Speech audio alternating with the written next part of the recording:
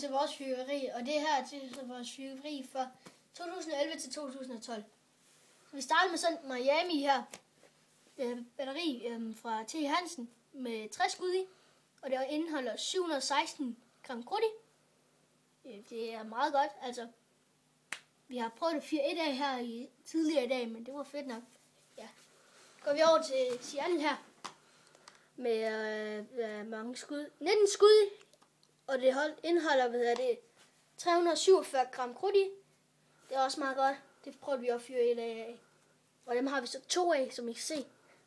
Så kommer vi herover til Midland med 21 skud i. Og jeg ved ikke helt, hvor meget gram krudt der er i. Så hvis I ved det, så må jeg gerne skrive ned på kommentaren, hvad meget krudt der er. Eller gram krudt der er i.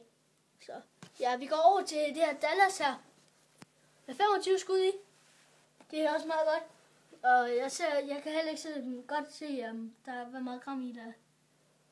Så ja, det kan jeg også skrive i, hvis I ved det. Så går vi videre her, som der hedder Esrum Sø.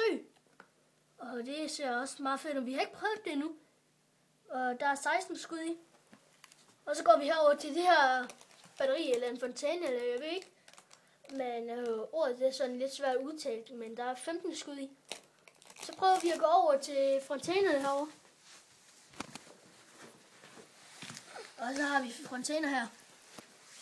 Det er meget godt. Men så kommer vi til sådan nogle rigtig mærkelige nogen. Det hedder Tri-Rolling Wheel. Det er sådan nogle agtige hekshjul, som man kan sætte på en gren eller et eller andet, sådan, så de drejer rundt.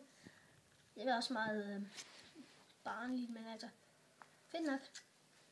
Og så har vi nogle Thundershots her. Ja, de hedder Thunderball, og de kommer fra Aalborg Fyrværkeri. De er lidt anderledes end Thundershots, men ellers ikke. Jeg ved ikke, hvor meget krudt i der er, men I må gerne skrive ned i kommentaren, hvor meget gram krudt der er i. Ja, så har vi nogle normale her. Ja, de er også ret gode. Men I kan også bare skrive, hvor meget krudt der er i, hvis I ved det. Så kommer vi herover til en fontæne, tror jeg nok, med 100 farverige kugler fra Night Stars med 200 gram krudt i. Ja, det er også fedt nok. Så går vi lige over til raketterne.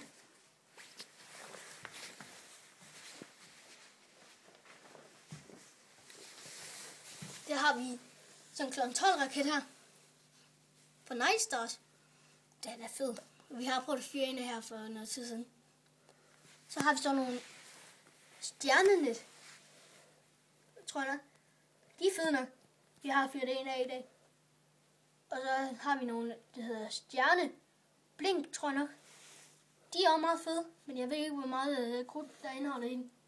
Kommer vi over til sådan en random her. Det er en træer. Den er fed.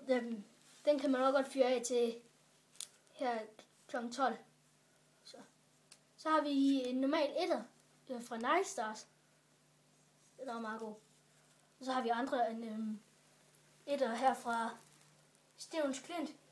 Ja, de er også rigtig gode. Så har vi et lille kanonslag her. Også meget fedt. Ja, det giver rigtig stort bang. Så ja, det er fedt nok. Så går vi videre til bomberørene. Det er fra, ja, de hedder Stingerbomberør. De er også meget fede. Ja, de indeholder 5 skud. Men jeg ved ikke, hvor meget gram krudt der er i. Så det kan jeg også skrive i. Jeg tror, der er... Jo, 40 gram krudt i. Og de er meget gode. Så har vi et symfoni fra Harald Nyborg. Et bomberør. Også meget godt. Med 5 skud i. Ja, det er også rigtig godt. Jeg tror faktisk, at der er 40 gram i det her. Ja, så har vi alt muligt andet. For eksempel, vi har et toghorn her. Det er også meget godt. Og et ulvehyg.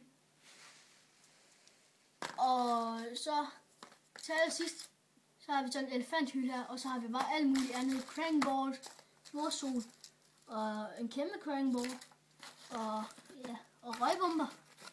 Det var sådan lidt sjov ballade. Så har vi et par romerlys her med 25 skud i, og de her, de er så med 15 skud i.